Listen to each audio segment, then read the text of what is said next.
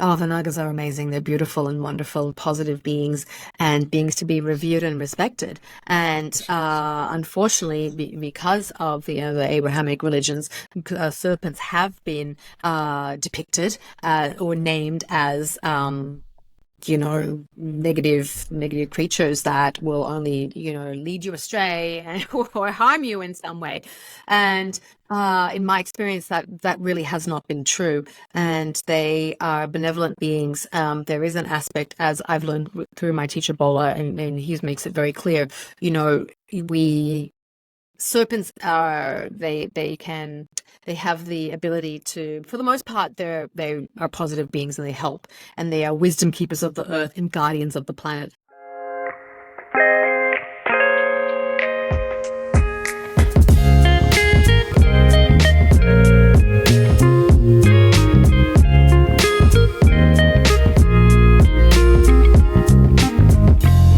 Welcome to a Broaderlands podcast. The opinions expressed on Broaderlands podcast are those of the guest speakers and do not necessarily reflect the views of the host or Broaderlands podcast. Tatyanna, Wright, welcome to Broaderlands podcast. What a privilege. Thank you. Thank you so much, Pooh. Thank you for having me. Yeah, thank you. And before we get started, maybe you can share a little bit about who you are and what you do, if you don't mind, since I tend to screw that up.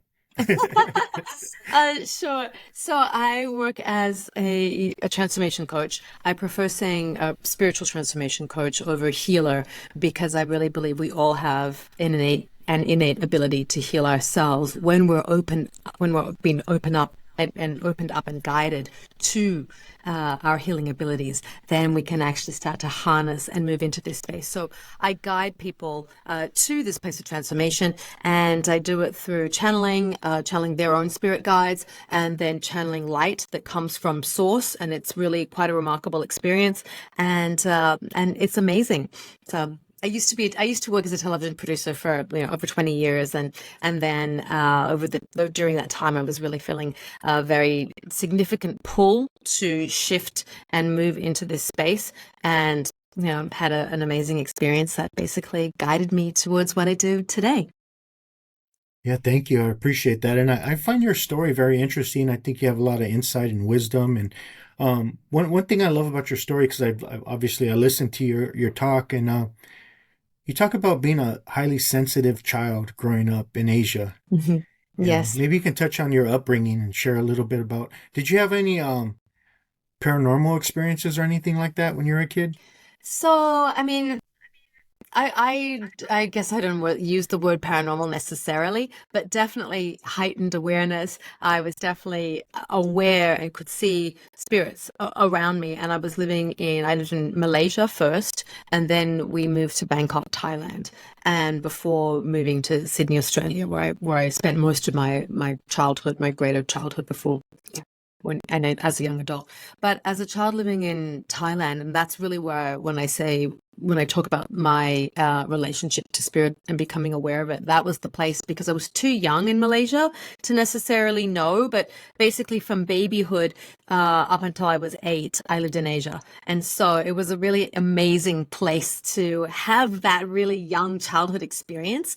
And it was in the 70s and early 80s. So to be immersed in a culture that really believes in spirits, in animism, really, the fact that every single thing has a life force, has a spirit, whether it's a rock or a house, the mountain, a tree, whatever it is, they believe that there's a life force, as a spirit to it, and it's respected as such. In fact, more than, I would say, the living. And anybody that's been to Asia, anywhere in Southeast Asia or India, you would have seen that there's temples everywhere you go, right? They're in the tuk-tuks, they're in taxis, they're in the foyer of a lobby, they're in a shop. Even in America, right, you might go into an Asian restaurant, whether it's Thai or Chinese, and there's always a little altar right behind the desk when you're ordering your food, the counter.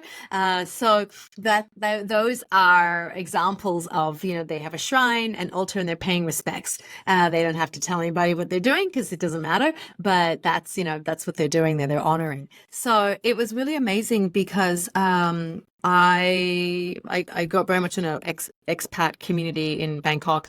My parents were very consumed with what with their lives, and so I had a Thai ama, which is like a nanny who essentially was with me all the time.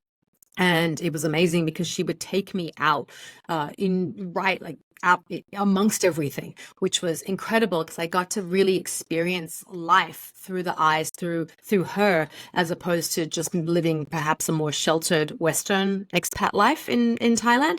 So I got to go to like she would take me to her village, which was so cool because we would get in the river boats and go down the river through always past the floating market in Bangkok and out. Doesn't back then it didn't take very long to get out of the city, and you could go through the floating markets, and on the other side there were the villages, and right on the waterways, and they were classic Thai villages where they're literally the houses are built on stilts, high up for flooding. And she had the village had like a sacred bird, and I can't remember if it was an owl. I feel like it was, but it was a really large bird that always kind of sat when you came, was on perched as you got on the little dock out of the river.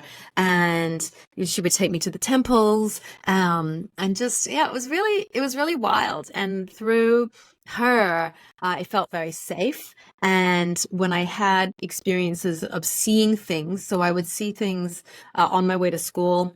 I would pass like pineapple fields, but also sugarcane plantations. And I don't know if you know what they look like when they're growing in a field, right? They kind of grow stalk-like with like extended heads, if you will. So um, they kind of look like trident plants in a sense, and or like like an agave plant on a stalk more is probably a better description. But there was a particular field that I saw these like demon type beings that were in this field, and honestly it really freaked me out because I had never seen anything like it. And they, even to this day, when I think about those fields, I've had stuff like cleared out of me from that time, but it was yeah, they were really, I knew they were real. Like I knew they were real. I also lived in a hotel in Bangkok. My dad was in hotels, and the hotel I lived in had a spirit, an entity that was in there, and she was quite a presence, very, very kind of scary as well. And but they weren't all scary. All the ones that I saw, there was a lot of just an awareness, a heightened awareness of just knowing that there's uh, stuff like things are there, and they're real because I'm interacting with them. Like I know they're there, and I can hear them speaking to me. And I wasn't, I think if I had grown up in Western country, I might have been labeled like having an overactive imagination, or maybe having ADHD, or something, right? Or just my parents thinking it wasn't real. But because I had this Thai Ama, she recognized that what I was experiencing was real. And so I feel very fortunate for that because I was able to just kind of just like be myself, and not and talk to someone about what I was seeing, who was affirming my experiences were real, and they could talk to me about stories and tell and share things from the culture. So yeah, I hope that unless you want to know more about that was my early childhood. Yeah, why do you think some people come in more in tune to the spirit world versus others? Oh, well, I think we all come into the world attuned. I think it just depends where you're born and what you're exposed to Mm. culturally, and then we're conditioned to believe that it's not real. We're all born really open. We come through, we can pass through. In some spiritual circles, it can be described as a veil of amnesia. When we cross back through, we come through and we're born into our new form. We forget right away. Some don't. Some children retain that for several years. But I really believe that we're all, well, don't believe, I know we all come in open.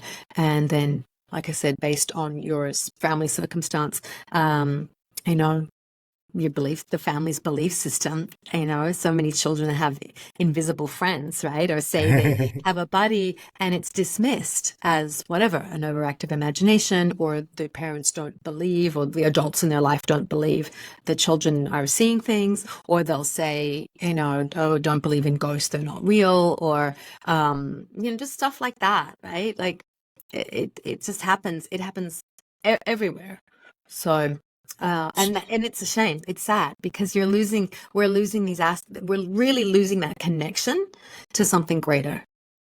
But Yeah, it's not their fault. It's just we very much live in this dimension now where that's just how things have evolved to the current day, right? yeah, yeah. I love that. So our mental conditioning kind of fogs up our perception on the spirit world, right? Kind Yeah, of blocks it out. yeah, for Huh. sure. So how did you get into spirituality, and like did you come in like awakened, or did you have like the educational variety? Little by little you started becoming more curious. How did you get into like the path of yoga and just starting to question things, or did it have something to do with your early childhood experiences? Like, do you believe spiritualism and spirituality go together? Yeah, I mean, I totally do. I believe in animism. I believe that all things have a spirit, and it really. I mean, I think it's something that I've had with me my whole life. I mean, like I said, I was actually born in Hawaii, in Honolulu, but then we moved when I was about 3 months old to Asia. And so I lived there till I was 8. And so I was exposed to all these things. I saw in Bangkok all the monks walking around, the Buddhist temples are everywhere. It's absolutely beautiful. I loved going to the temples. I could feel that there was something greater than myself. And when we moved to Sydney, Australia, when I was around 8, it was almost like a culture shock in a sense. It was weird, even though I'm a light-skinned person, and that is a very much a white-skinned, environment. I felt totally out of place because it was all about one God, one. I mean, I didn't go to a Thai school. Did go to the British International School in Bangkok, but I was surrounded by all these other things. I witnessed so much more. I was aware that there wasn't just one God. There was like many, and in all these different forms. And there they are. There's the Buddha, and then the Buddha has all this other there's other deities around, and it's just amazing to be in a culture that recognizes all these things. And then when you have Ghost Month, in October, like all of anything that has passed away, it's mostly for deceased humans, but it's an amazing festival where you can see like pop-up tents will come up, and there'll be live humans performing for the deceased ones, and they'll have actual cooked human food that's on platters, which is really not there for the humans living people to eat. It's for the deceased, the spirits to enjoy,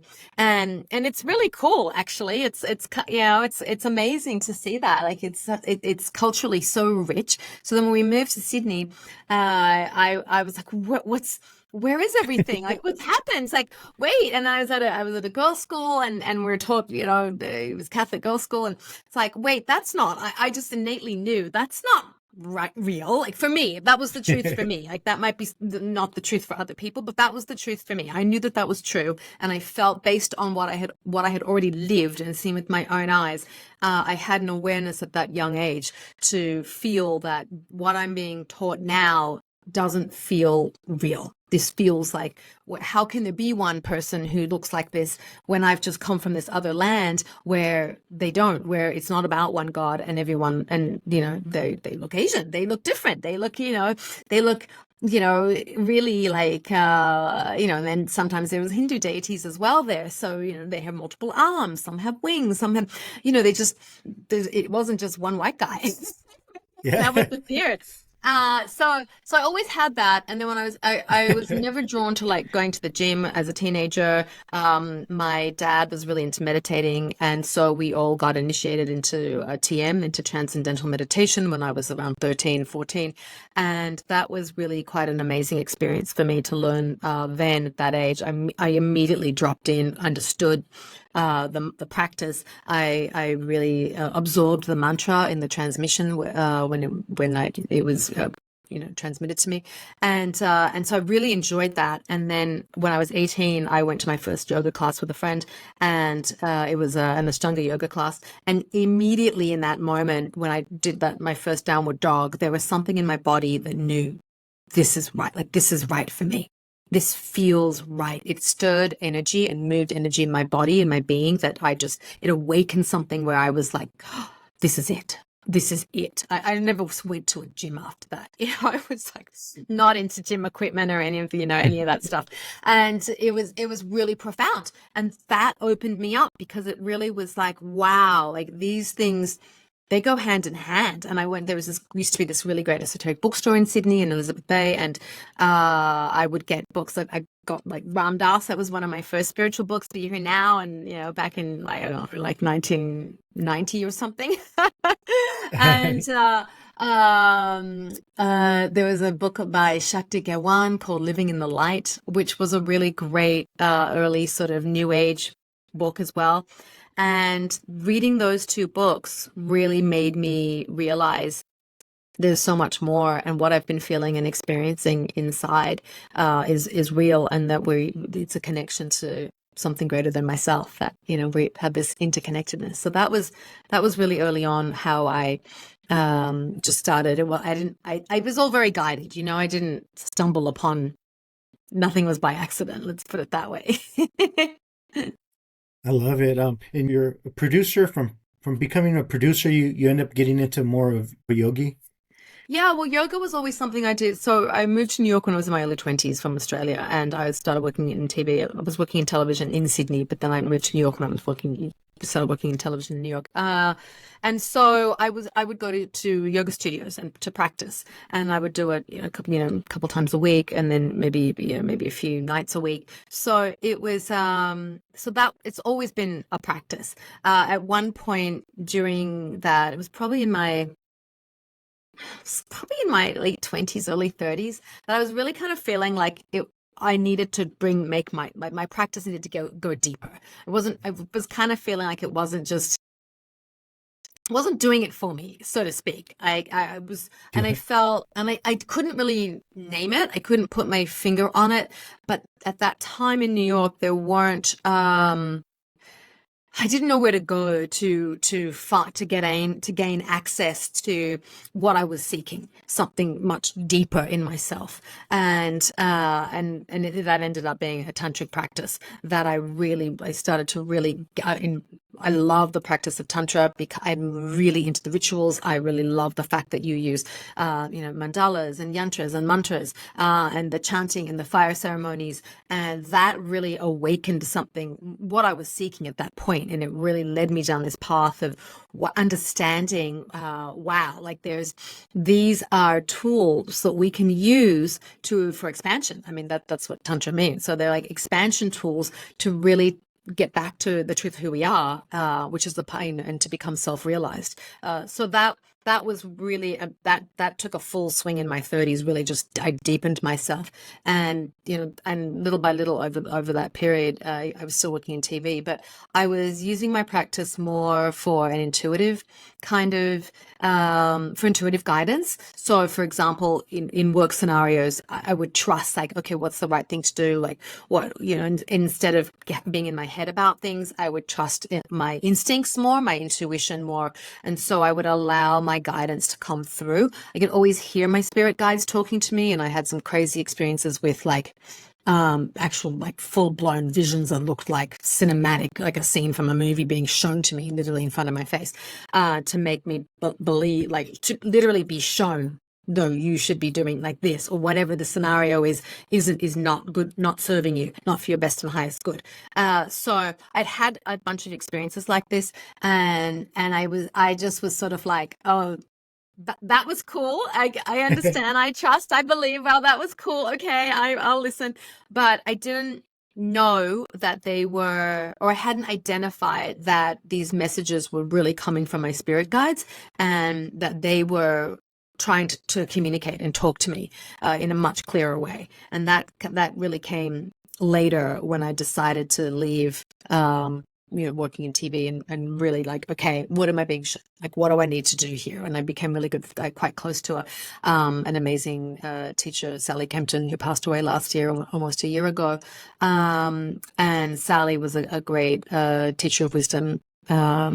And actually, she wrote the book "Meditation for the Love of It." But we would talk a lot about esoteric experiences, and of course, the goddess practices, which is one of the things she taught.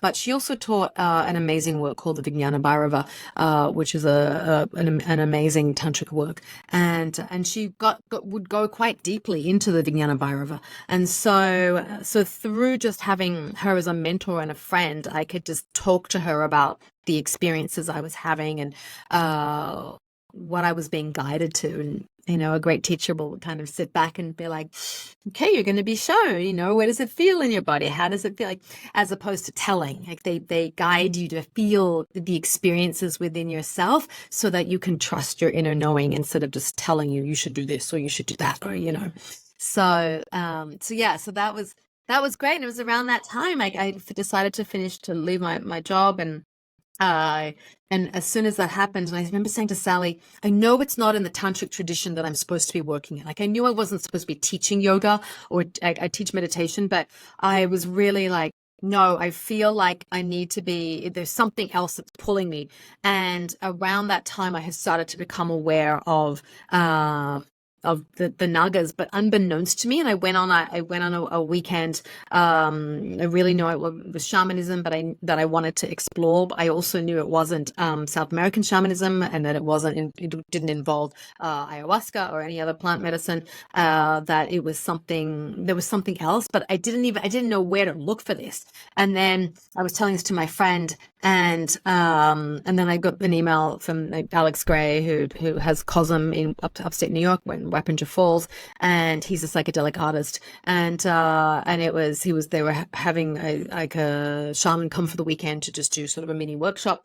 And so I signed up, and my friend came with me, and it was literally like a couple weekends later, we drove up and went. I was living in New York then, and we were separated right away because they don't want you to work with somebody or like partner up with somebody. And so I was partnered with this woman, and during one of the exercises that we were doing, she saw this magnificent spirit being, and we had to bring crayons or color pencils and a notebook to draw to illustrations. And so she drew me this beautiful picture of this goddess with wings, with a lower serpent body, upper body of a human, and this crown of snakes in her head. And I didn't know her. I was just like, whoa, like who is this? And she said, I don't know, but she wants you to get to know her, but this is who I'm seeing with you. She's your guide. She's an amazing guardian that you've got.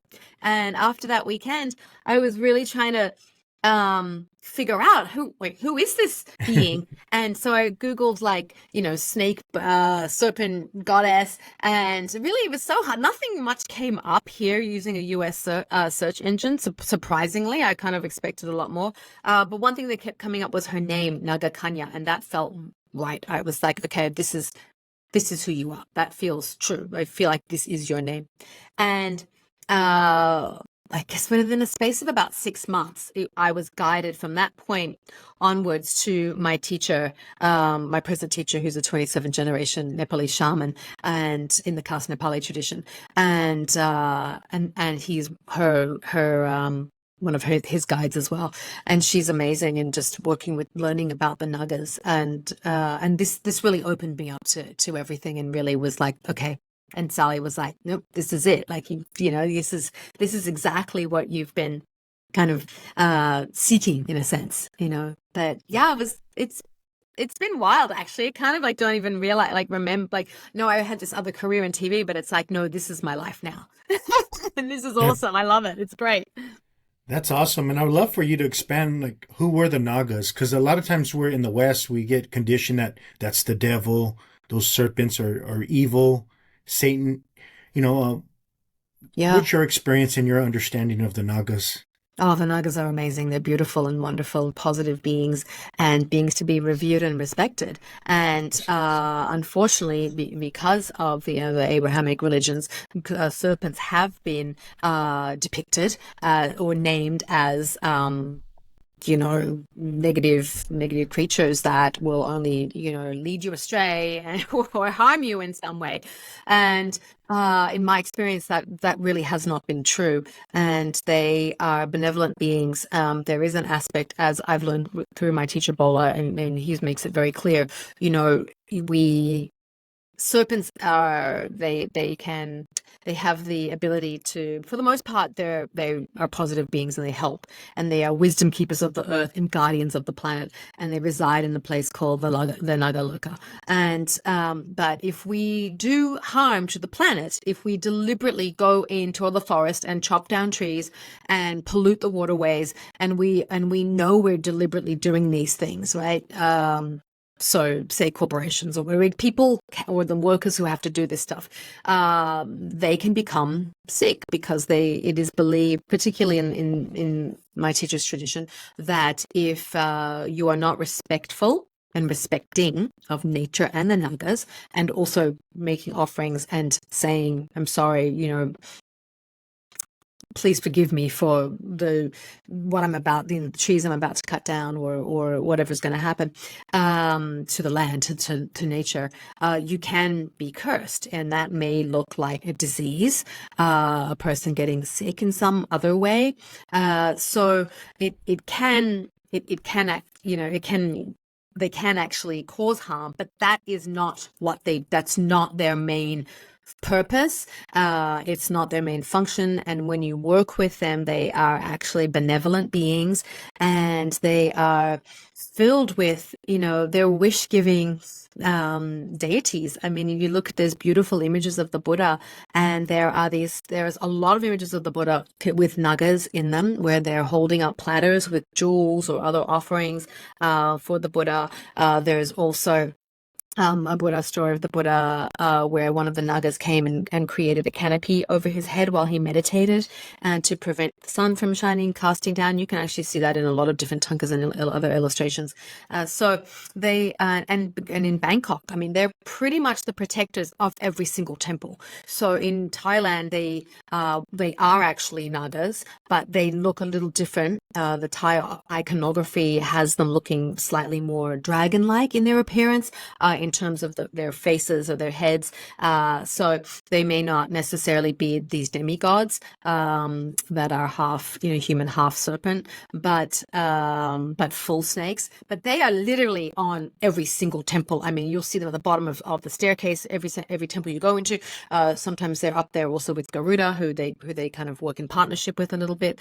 And so they're quite amazing. I mean, and throughout Southeast Asia, actually, and then you see throughout the Hindu tradition, almost every deity, Shiva wears a serpent around his neck. He has a snake. A lot of them have snake armbands that, or malas even. So they're amazing, and they really they're great healers. And when you open yourself up to their knowledge and you're not afraid, you can call on them for support to help with healing work for yourself first, and then healing work for others.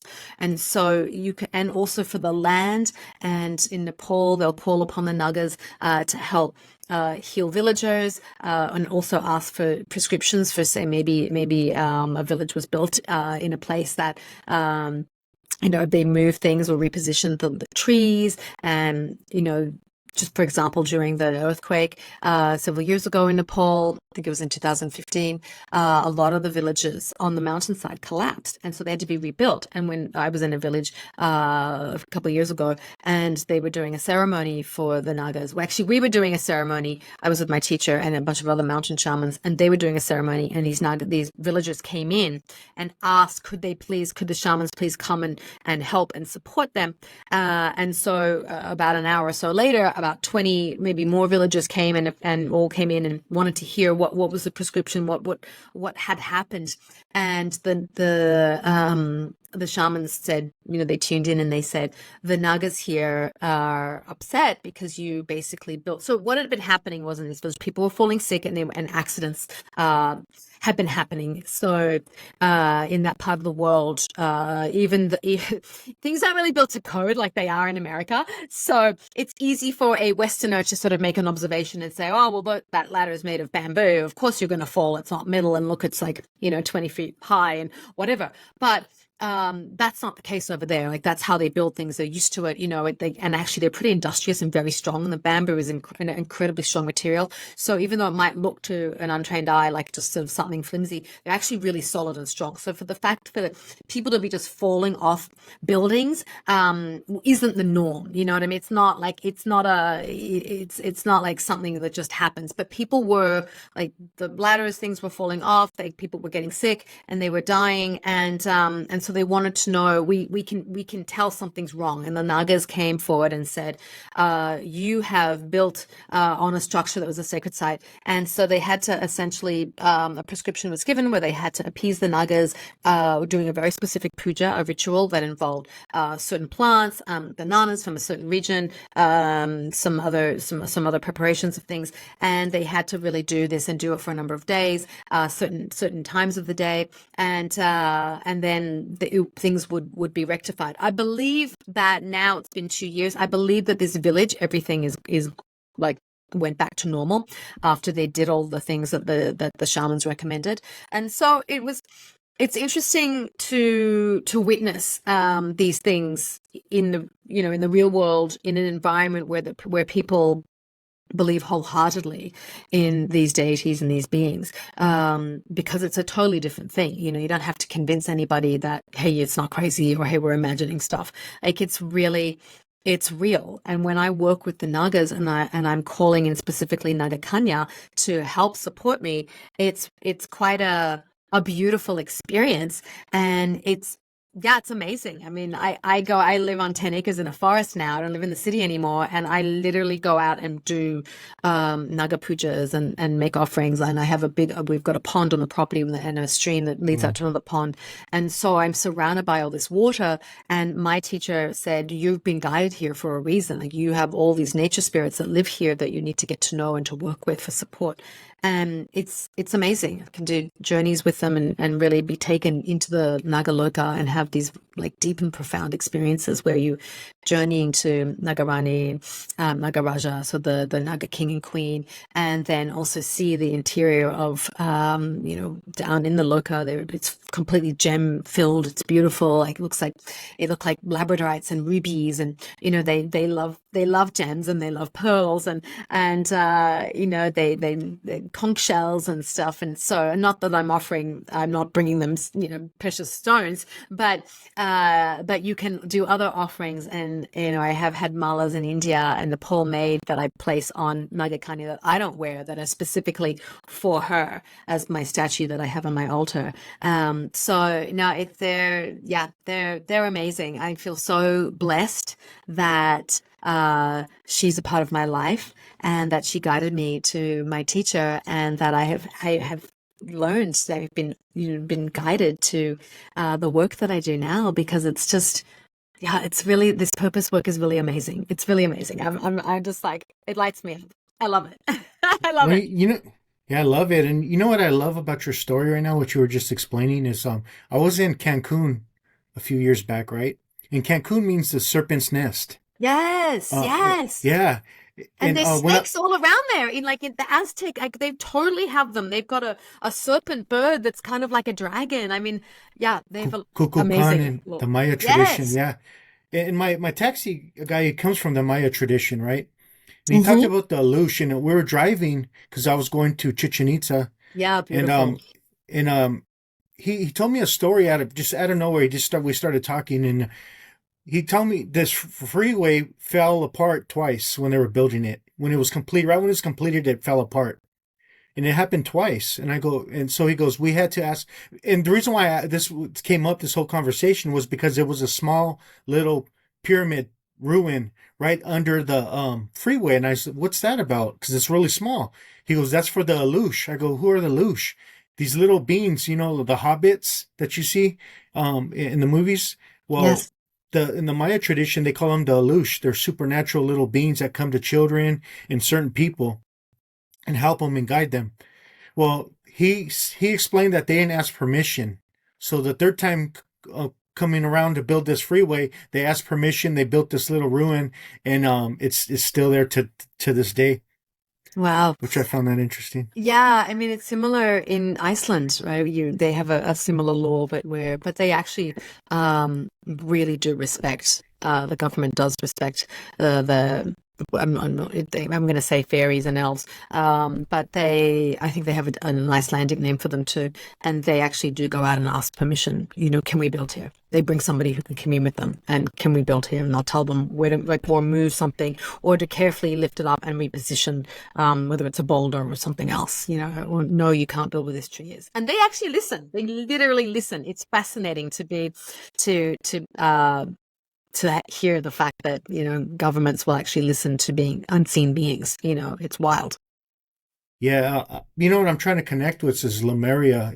Was Lemuria was there symbolism like the Nagas, or is there a connection there? Because you find that all over the world, certain parts of the world, not all over, certain parts of the world. Like you go to Ohio, for an example, you see the Serpent Mount. It's like 4 football Oh fields yeah. long. Mm-hmm. You see it all over the Americas, you know, Mexico and Peru and other parts, Guatemala, and then you see it in all of Asia. Is there a connection there? Is there like a logo? Is that their logo? You know, the serpent, the dragon. I don't know. It's uh, just no, it's definitely interesting, and it is something I think about. I don't know myself if the Nagas are were in Lemuria, and the reason I'm not sure of that is because Lemuria was really at that time a consciousness that was very high vibey. And not to say that the Nagas are a very high vibey consciousness as well and being, but it was uh, from what my understanding from Diana Cooper, who is somebody who knows a lot more about Atlantis and Lemuria than I do. But from her, my understanding is this was a time, and we're moving into this fifth dimensional energy now and above, and high. We're ascending into this, right? A lot of us. That's why we're seeing more people that are becoming light workers and moving into this space, recognizing that we're all one and trying to raise the vibration for humanity, for the betterment of the planet, right? And so that was a time when people understood this oneness consciousness and unity consciousness, and could just almost think of something and it would manifest, because they were so connected to love, to loving awareness and source. So my understanding is, and then Atlantis came later after that, and then they were their own demise. You know, that's another conversation. I'm sure you probably talked about Atlantis with other people, but we can say that, name them as individuals or beings or whatever, from Atlantis, who came from Lemuria, according to Diana Cooper, brought I don't say reincarnated. So they that consciousness came into this time, and not present day 2024, but the time with this the last several 100,000 years, and so as we know it. So they came, so these people became ascended masters essentially, and then they incarnated in Egypt and brought certain energies to Egypt and created that world with the pyramids and everything. And so you do see serpents there as well in that iconography. They also brought that energy. Some of these masters also came in and went to South America, so in Peru and the Aztec civilization, and then you have them in Europe. And so, you know, she's very well versed in this stuff and can tell you exactly the ascended masters, who they incarnated in what form, and as which, whether it was Isis or, you know, various deities at what period of time, and then what kind of crystal energy they also brought through, and where those are residing. So she's quite a fascinating individual to speak with, but and she's written many books. I mean, like over 30 books or something. So but so what I've been thinking about in terms of the Nagas, I wonder, are they, and it's something that I've really been thinking a lot about lately, is are they angels? Are they seraphims? Because we have in different cultures. So we see in the Hindu tradition, we hear the story of Vishnu reclining on his bed with Vasuki the snake. I'm sure maybe you've seen that image where he's literally on this sort of chaise lounge, so to speak, that's made of, that's Vasuki. He's become this bed, and Vishnu's laying upon it, and he's up in the heavens, and he's been there for eons, sort of dreaming, materializing the world, essentially dreaming reality into being, and then but also imparting his knowledge, because Vasuki by default is sitting there, as his bed, listening, absorbing all the energy. And so there's a story that he's has come down to earth, and that is where it's also. And who told me the story was actually BKS Iyengar's son, Prashant Iyengar, told me the story a few years ago in India, and in Pune, at the Rimini Center in Pune. And so, which I thought was an amazing story, because he basically said, what I just mentioned, what I just described, that Vishnu's laying on this bed, it's Vasuki, and then he comes down to earth, and he's Patanjali, and Patanjali, who the Yoga Sutras, and he's imparting these yoga teachings to humanity, because he can see that the humans are suffering on the planet, and wants to give them the tools of yoga so that they can improve their lives, their way of living, and understand that by utilizing these tools of yoga, one can live a better life and become self-realized, because he has observed it with the gods. And so why not share this with the humans? And I thought, wow, what a great story. That certainly isn't in the Yoga Sutras, but I love that story, and it really sat with me for quite some years. So he told me that story maybe 7 or 8 years ago, and I really have thought, wow, that's actually pretty cool. And I've asked other scholars about that, like, what's your interpretation of this? Because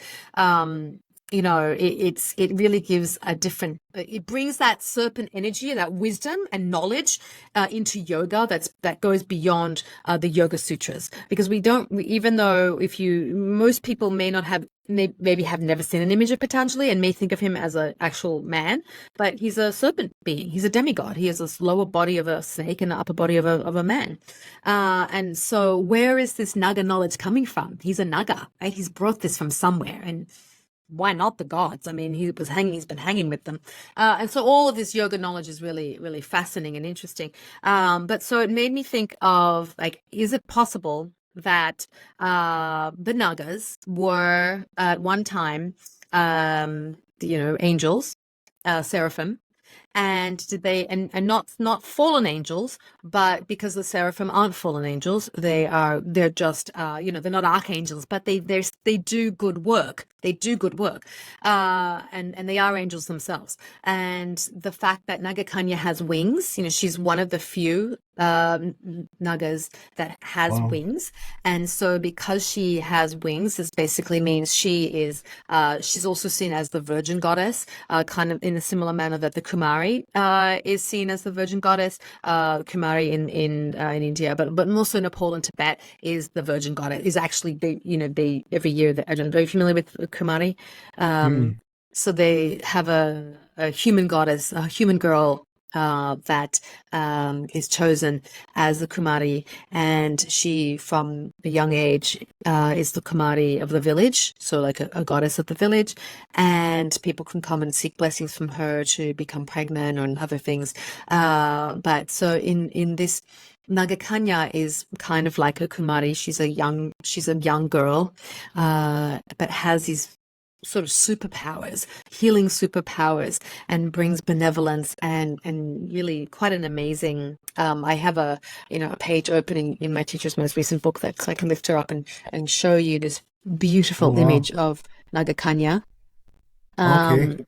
Yeah, and so and she's different to the other Nagas, but it has really made me think, because I know, because they're guardians and they do appear to certain people as guides and guardians, much the way angels do. It really recently I've been thinking, gosh, I wonder if if they were seraphim, and what is there a connection to this higher source? So it was sort of a roundabout way of answering your question, because I feel like that higher dimensional Lemurian energy could potentially be what has been brought through in the form of these Nagas in all this iconography through the centuries. So I'm going to be exploring that myself. And Well, you know what I find interesting is you said she had feathers.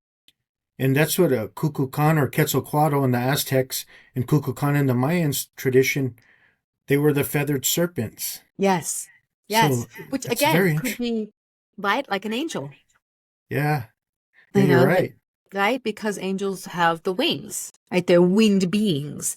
And whether they're appearing as light beings in the form with their feathers that we can see, and then perhaps taking this other form of serpents, because living in the core of the planet was perhaps the safer place to be, as opposed to above ground, where you could be mauled by humans who know nothing.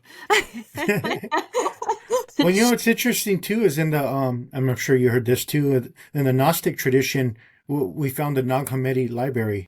You know, Nag, Okay. is there a connection with Naga? You know, and the serpent's So, the good guy, right? yes, yeah, yeah, yeah, yeah. So, but I think in that book, do they not think of them as, do they not describe them as fallen angels almost? Because there is that's the only place that I've come across literature wise that makes a potential connection between seraphim, or in quotes fallen angels, and nagas or serpents on earth, but they don't describe them. Like Naga Kanya is not all of the nagas in the Hindu tradition have wings. It's only Naga Kanya who does, and that makes her quite a unique being in that regard.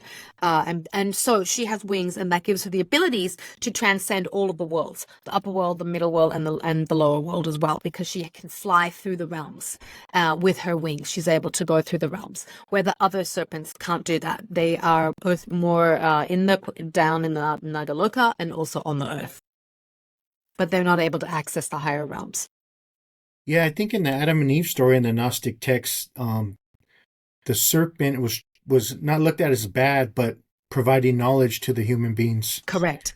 Yeah, Um, 100%. I mean, and you're right. Like in the Gnostic text, they don't say, "Hey, I'm gonna teach you how to be a betrayer," and they're definitely not they're not tempting Eve or anybody to go eat fruit, right? And in fact, the apple's not even the fruit that's named. It's just fruit. It's like these yeah, fruit trees, and they say, and she says, she's in dialogue, right? She's in dialogue, like in a sutra. She's in a dialogue with him, the serpent, who she kind of meets, and is like, with this fruit, we've been told not to eat it, and he's like, why not? Like, well, because we've been told we're going to die or something bad's going to happen if we eat the fruit. And he's like, what? Are you crazy? Like, but the fruit, like, who wants to deny themselves wisdom and be and I think they even use the word self-realized, or like, learn like yeah, the knowledge of the self, right? And of course it's not written in sort of the way I was speaking, very slang like, but it's yeah. it's Paraphrasing. much more formal speech, I think, Yeah, if I remember from that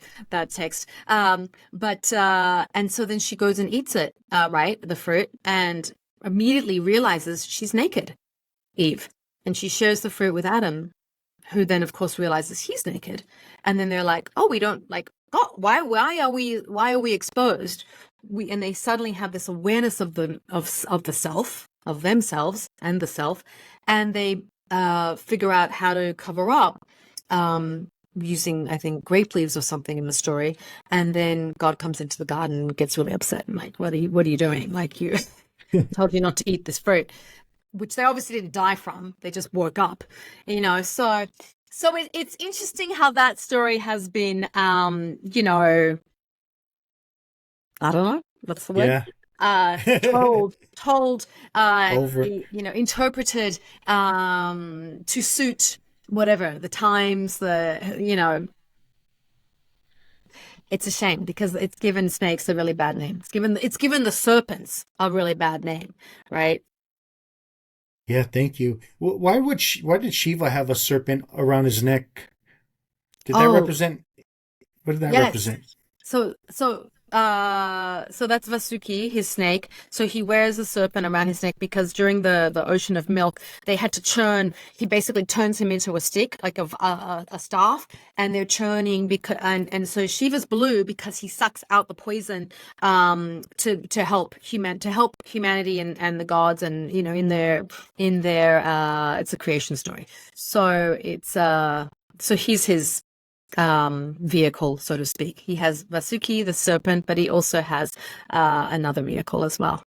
So, but yeah, he's always with him. Kind of So sounds like the he's a good snake. hmm, He's a kind of sound helper. like the Moses story with the staff with the serpent. Yeah, I don't know I if you. guess, but he's not like doing any, but he's actually in the cosmos, and there's a lot more. There's so much more Mm, to that story than what I just said. Yeah, it's a myth story that involves I'm not going to tell it because I don't. yeah. I'll get it totally wrong. So, No. but at the end, he's like he has to churn this ocean of milk to essentially clean the poison out, and they're not able to. And so and so Shiva drinks, and his throat turns blue, and then it extends and he becomes blue as a result of that. And survives. He's the only one that could do it. That could survive. Well, thank you. Um, did you ever go to the Ellora caves in India? Because I know you've been to India a few times or a number of times. I haven't been to those caves. No, I mean I Oh have wow, been to India a lot. I go almost every year, wow. and now I add Nepal into that as well. And I'm so I love to go. It's a really special place and an amazing, a heightened place to just experience, your practices. Going back to yoga, when it comes to the West, by the time yoga comes to the West, how much has it changed since it, it reaches the West? Like, what's some of the misunderstandings of yoga that we have in the West, or what's the Well, essence of yoga? I mean, the biggest misunderstanding is that it's a physical practice, right? And Mm, that it's about making your body look good. That's just the byproduct of holding the asanas. It's not about, the tonification occurs as a byproduct. The purpose of yoga is to really go within to, when they say yoke, the union of yoga, this union is with the oneness of the universe, to be one with everything, mm, all that is. And so I think that is the biggest misunderstanding of yoga and the practices of yoga. And in the West, we have many augmented versions of yoga. So, you'll have it with sort of CrossFit or, like other more sport, more athletic type yogas, where maybe you'll be working out and then they'll stop and you'll do some asana, but then go back to doing some crunches or something. And that's fine. Like there's nothing wrong with that, but that's not the true essence of yoga. And I think even a lot of teachers even don't read a lot of the texts to embody. And I think you have, in order to teach yoga, you really have to embody the texts, embody, understand what does it mean to live a yogic life. And living a yogic life, it's not this yoga. The Western yoga lifestyle isn't going around in skin tight clothes and looking hot. Like that's not what it's about. And then going and having green juices and stuff. Like that's not what it's about. Living the yogic lifestyle is how do you speak to other people? How do you approach every moment of your day? Where does that come into play in your life? And so how do we want to treat others, and how do we treat ourselves? What kind of self-talk do you have? Is it negative? Is it positive? These are all aspects of yoga. And when you really embody it, and even down to the diet, right? So living a vegetarian lifestyle, not harming things, not harming others. If you have a spider in your house, get it in a glass and throw it. I'd put it outside, not squashing it. So there's a lot of things that I think we just don't do in the West because we're always in such a hurry. In a hurry to do something, in a hurry to do something else. It takes time. Yoga cannot be learned, honestly, in one lifetime. I think it's like it is a sacred practice that if you start exposing to yourself, and it's not to say you can't learn stuff at 80 and from the yoga traditions, and still benefit from it, because you absolutely can. Like it really meets everybody where they're at.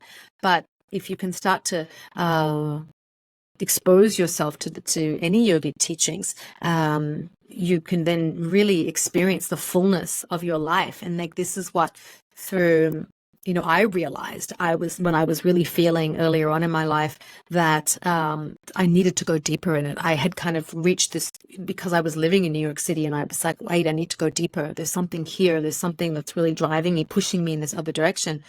What is it? I need to explore that. And then when I found that, it just, what you know, and you don't know what you don't know, right? So, but sometimes when we can feel that, oh, there's something else. And so when I was led to these deeper teachings, it completely opened me up. And now I'm just like, I live in this constant flow and harmony of connection to my spirit guides, the trusting their guidance. I am really open to hearing everything. It doesn't mean that yoga is going to give you superpowers necessarily. I mean, it can. It totally can, but you have to really practice. Like, it's a practice. It's not a part-time thing. It's a practice, and it's a way of living. So I think that is honestly the biggest misconception. So you're saying yoga is not Lululemons, so I got to throw them away now? You can keep them. You can totally wear them, So you can wear them, and then you gotta be like, that can be whatever you want to wear. It just, it's not gonna, it's in here, right? You can put on what you want on the outside, but it's inside that matters the most. Yeah, I appreciate that. I know you talked about conscious healing. I've heard you talk about that. How do you help people? You work with people, you help them get more in harmony with self, bring them joy. Yes. What's that look like? Okay. So when I work with a client, we generally do a 30-minute session to establish an intention. What I've come to realize, everything is connected to intention. Right? If this is not a throwaway this is not a meme. Oh, state an intention. Oh, with your intention before, make it. You hear it in so many, make an intention. No, it's really serious. And it matters. What kind of intention you state really matters. Right? So when I say to my clients, when they do a session with me, let's hone in on your intention. So, for example, what aspect, what's the most, how can we get the most out of a session? Because I'm accessing your spirit guides. I'm really tuning in. And so whatever your intention, whatever you state, it's directly linked to whatever's going on. So, for example, a person may come and say, well, I've really been thinking about it. My intention is to, heal this back pain.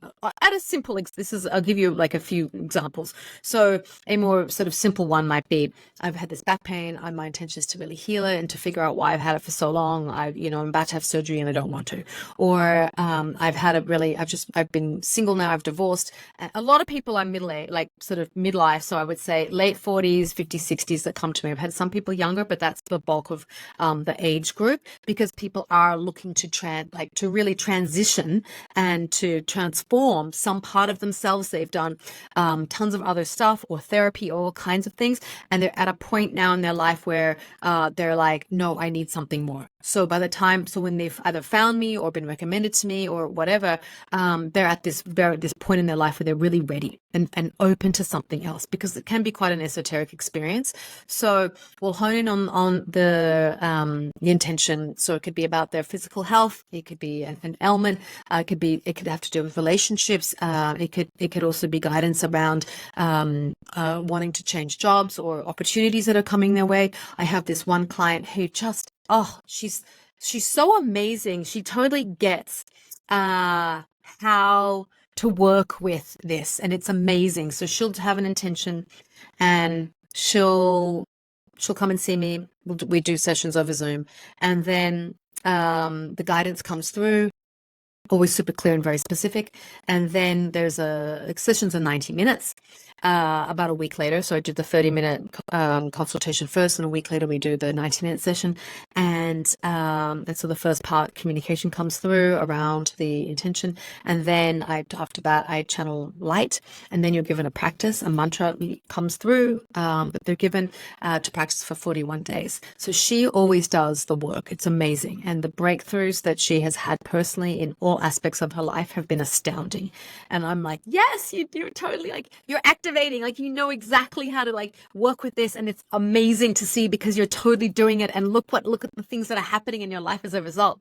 So, it's interesting because it's very unique to everybody. Every session, the guidance, not only am I tapping into your spirit guides, your team of helpers, who sometimes I'll see, they're generally sitting around, and I can see them, not defined, but more as a form of light. So like a bipedal form of light. So upright, but I'll see the shape of like head and shoulders. Sometimes they're holding hands, sometimes they're touching the person as well, and they're there, but it'll come through and they'll tell me. So I'll channel the information, and then I do it all with my eyes closed. And so the information comes through, and I'll constantly say, how does that feel? Does that resonate in your body as a truth? And I ask this very specific question because I'm not relying on memories, because memories lie. Like, our memories lie to us to keep us safe. It's brilliant. If we've experienced trauma, something really significant, we're keeping ourselves safe because we don't want to relive that, right? We want to have to remember what someone did to you and the pain it caused, whether it was sexual abuse or being beaten or whatever it was, or maybe you had an accident. Like, nobody wants to remember visually what they went through. And so we're kept very safe by our memories. And so what happens when we're doing, so say it was, I can give an example. I had this client and she had a lower back pain, and she didn't actually talk about the back pain in this, like, that wasn't her intention. Her intention was something else. But while I was scanning her body, I saw this orange glow in her lower back, and I said, wow, like you have this old injury in your lower back, and it's really presenting, and I can see it. And I said, it feels like it happened like many years ago, like when you were a young adult. And it was actually, and it's the word that's coming through is violent, not violent like you were with somebody, but the way you fell on your body in the coccyx and the lower spine was violent. And she said, oh my God, yes, I was coming down stairs. They had ice. I hadn't put salt on them, and I slid and I fell, bang, bang, bang, and she broke a bone. And she said it was the most painful, intense, and it was violent. She said it was so horrific, and it actually, I couldn't, so anyway, so she had all this stuff, and she said, and it kind of healed, but I just sort of let it, like I recovered to a point where I could just get on with life. But it's still, from time to time, I just have these intense pains, and I just can't, and I kind of forgot that I fell down the stairs. But so sometimes, they'll present like that. Other times, someone has experienced extreme trauma, and I'm never shown what that is. So our spirit guides keep us safe, because not only am I tuning into your spirit guides and channeling their information, it comes from source, from love. So it's all loving awareness. So I'm tapping into loving awareness. It's coming through. The client is kept held safe.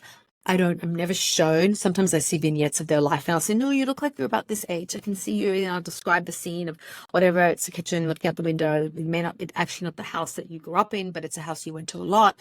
And then the person will go, oh yes, I remember, that was my neighbor, or so-and-so down the road, or whatever. And so sometimes they're given a prompt to remember the time frame, and then I'll describe whatever is coming, through. So if somebody has experienced really deep trauma, in the shamanic world, we use the language of, it's, for fragmented souls, right? So you have these aspects of yourself. We have aspects of ourselves that we have, unbeknownst to us, the ability, if we've been very hurt, to keep super safe. And we can energetically create a special safe house for these aspects of our soul.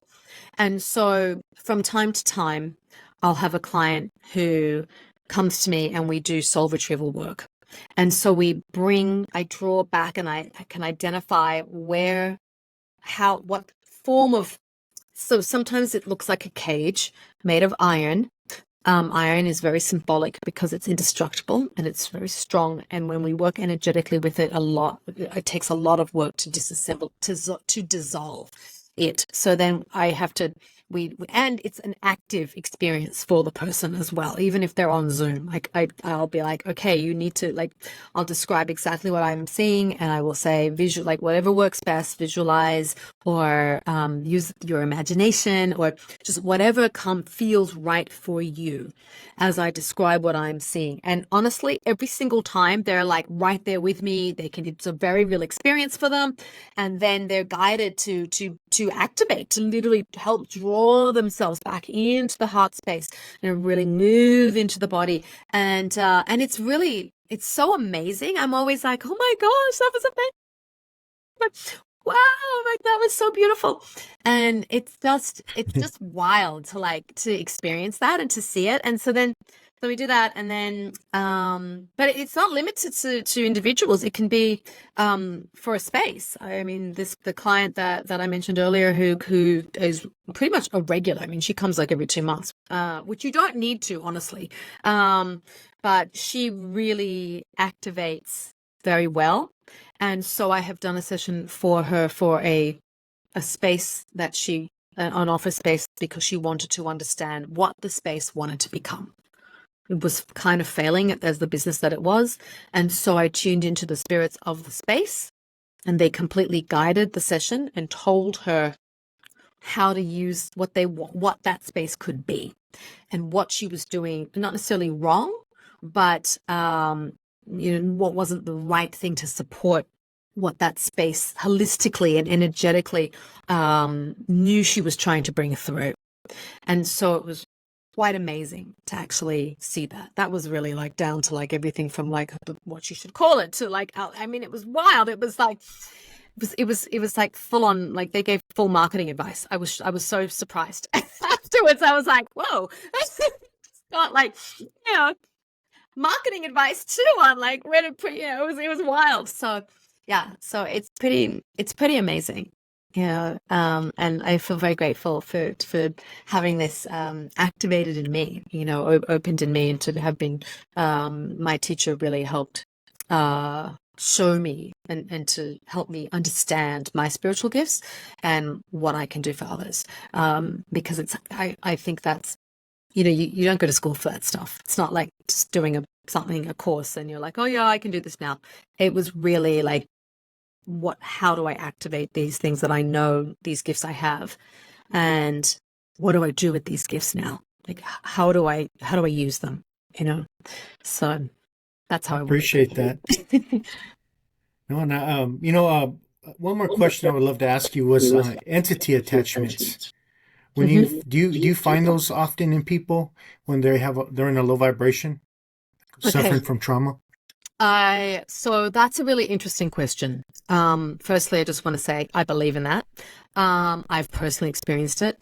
That's not my field of expertise. Everybody has their own unique spiritual gifts, and I have a friend who does clear entities, and that's an amazing gift that she has. So my gift isn't specific to that, and so interestingly, I'm not having clients come to me who need to be cleared of entities. Right? So my gift is really about guiding people to find their joy, what brings you joy, and guide you back to the truth of who you are, and reintegrate your loving awareness, bringing it back into the body so you can live an expanded life, be an expanded human, because that's how you were born, but you just forgot. So that's how I help people. But it's something for sure that I have had. In fact, I had an entity attach itself to my body when I was a child living in Asia. She jumped into my body when I was really young because I was afraid and I was so open. And so she resided within my body for decades. My friend that I just mentioned, who's in Colorado, I went to her, the first time I went to her, I just kind of was curious to see what she did. And she touched my feet and she said, oh, we're not going to do the work you think we're going to do today. She was like, you've actually got an entity, not only attached to you, but she has merged with you. And so She was like, so if you're okay, I'm going to kind of do, for a lack of a better word, an exorcism. And I said, okay, I trust you. Okay. And so, and exorcism, it wasn't scary. It wasn't like I was possessed or anything. It was nothing crazy going on. And so she tuned into this woman and she immediately, and so my friend, we weren't actually friends then at that point. I had met her and heard about what she did and wanted to go do a session with her. And so she knew nothing about me. And so she touches my feet. And after telling me that, she says, okay, where were you living in a hotel in Asia as a child? So she didn't know any of that. And I said, okay, well, first it was Malaysia. And she says, nope, not there. And I said, Thailand. And she's like, yes, there. And I said, okay, it was Bangkok. And she's the one who told me you were living in a haunted hotel as a child. I didn't know that, Wow. right? I just thought what I was seeing was just what I was seeing. Like, I didn't know that no one else was seeing it because I was really young, I was like 6 or 7, and so I didn't know that other people probably were, they just weren't telling each other. So she said, you were living in a haunted hotel when you were a child. This entity that's residing, she's merged in you because you moved.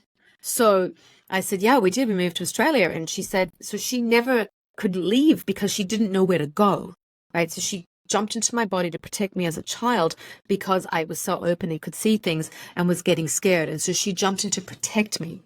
And she said she's really ready to leave. She wants to leave and be let go of, and I can help her do that. I said, okay, great. And it was so interesting because we did this session and it was really amazing. And she worked on my body. And then at the time of release, it was like, I could very subtly, so if you like put a hand on the other and you can kind of feel your energy, the heat of the one hand, it felt like, so nothing was touching me, but I could actually feel the energy rising, this emanation of energy literally leaving my whole body. I was laying on my back. And so I could feel her leave and exit. And after that, I felt really light. It was so weird because there were aspects of myself in my personality that weren't me. Like, for example, I didn't know why I didn't like pineapples. I just thought it was because when I was a child, I saw these they're called, got a specific name. Spirit, they're not forest demons. They're like the spirit fields or something like that. Spirit fields, they actually really do, it's a thing. They really do live in these environments.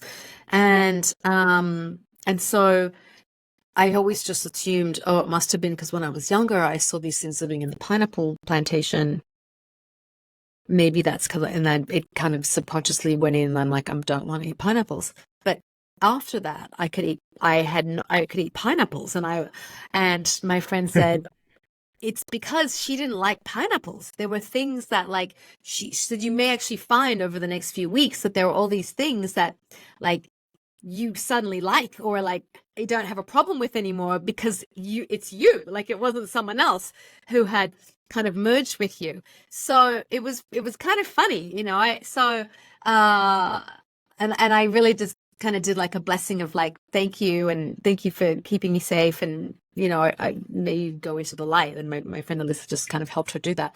So that was my experience with an entity. My daughter as well, when she was younger, she's now almost 15, but when she was about 10 years ago, she was at this school, and I didn't know this at the time, but later we found out that a young child had kind of died in the playground, had climbed up a climbing structure and had fallen and died. And so my daughter had come home from school, and she hated going to these one bathrooms, and she would always say, I don't want to go into those toilets, they're really scary, I don't like being in there.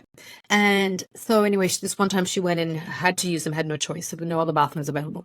And then we were getting ready to go to Europe, to go to Italy, and the weeks leading up to that, she just kept saying things that were so not her, and she started to just talk to someone else, and this, she would say, no, but I like cucumber sushi, I'm gonna eat it, that's my favorite, I like cucumber sushi. So she was like 4, almost turning 5 then. So she's like, I love the cucumber, and I'd say, who are you talking to? And she said, I'm talking to this, so-and-so. The spirit told her name, and I said, well, who's that? And she said, oh, she lives in the in the White Dove toilets. That was the name of the classroom. And she's like, she lives in the White Dove toilets. And I was like, she lives in the what? Really? And she's like, yeah, the bathrooms the toilets they don't like using. She's in there. That's where she lives. And so I then asked, some other people about, this, and they said, many years ago, a student, when you had died there. And so I brought her to my friend who felt her feet, and she said, oh, totally, like, yes. And then the spirit was so like had attached to my daughter because she wanted to play with somebody and was like and kind of would do it every now and again, but would always go back to the bathroom or the school or whatever. And so my friend had said, okay, it gave me a very specific, I don't remember the phrase now, it was 10 years ago, but she said, when you go away, she's like, I've actually cleared her, she's done now, but when you go away, tell your daughter to say this and let her know that she's going to stay in Italy, because obviously we weren't bringing her on a plane and taking her in another country, but like what had happened to me as a child. But she had, she said, just let her know so she has peace of mind that she'll be left, like she'll be staying there, she won't be coming back with her on the plane, that she'll, leave now. But so it's interesting. And my friend was also the first person that kind of awakened after she cleared this entity, suddenly I was so open to all the spirits again, because she had kind of cast a little bit of a barrier in my auric field between me and the spirit world. And so my friend said, like, jokingly, as I left to get in my car, okay, let me know what happens over the next week or two, because now you're going to be really open. They're all going to see you. And I was like, what? And she said, you're going to be like a lighthouse. And I'm like, oh, great. And almost immediately I could smell spirits. I was like, and they, some of them are pretty rank and smell like, you remember when you used to be able to smoke in nightclubs, right? And kind of the next day, like your clothes would really stink, right? Like, and that kind of smell, that kind of like rank old cigarette smoky smell. And sometimes they'd smell florally and nice or lemony, but mostly this kind of smoky smell. And they'd be in my car with me, and my kids would smell them. And, we would see it, like they'd manifest, smoke would literally manifest over the dining table under the light. My husband travels a lot for work. So, we'd be like, oh my God, this freaking, like the kids and I would just always be seeing the stuff. And it was crazy for like quite a few months. And it was during that time, 10 years ago, I was still working in TV, I was really like, okay, I obviously now, like, I have this ability. What do I do with it? And my friend said, you have to decide, like, what do you want to do? How do you want to use your gift? Do you want to, and she actually introduced me to some simple, or not, I guess they're not simple. Shannon O'Hara is known as, her business is work with the entities, or talk to the entities is what she teaches people, how to talk to entities for all kinds, whether they're spirits or ghosts or whatever. And so I did a thing with her, and she basically says, they're like, just like regular living humans, you're not going to let somebody in your house that you don't want there. So you have to strengthen that boundary and really learn to say no, and then ask them, they come in the left, and then they leave to the right. And so she was like, when they're there, it can literally invite, like, they'll line up because they're seeing you like a literally a lighthouse, a beacon. And you can ask them, are you here for me? And if they're not, and because they see you and they're trying to get a message, you have to decide, do you want to work in this capacity? Channeling, communing with deceased individuals, or not? In what, because your spiritual gift or gifts can sort of evolve and take form based on how you want to work with those that energy, with spirits. And so I decided, no, I didn't want to do that kind of work. That wasn't what I wanted to do. I didn't want to be contacted constantly by spirits of deceased individuals. That didn't sound appealing. I would, and also then I would be like, how am I fine? I don't want to be, I'm not going to just, do that. So I learned a tool, a technique that essentially, call them in. Are you here for me? No. On your way. Are you here for me? No. Are you here for me? No. So if someone's there and they come and they're here for you, you get a yes. Okay, you can stay. what have you got? What, what did you want to share with me? Or, I'm describing this as much faster than it actually is, because it takes a practice figuring and really tuning into that stuff.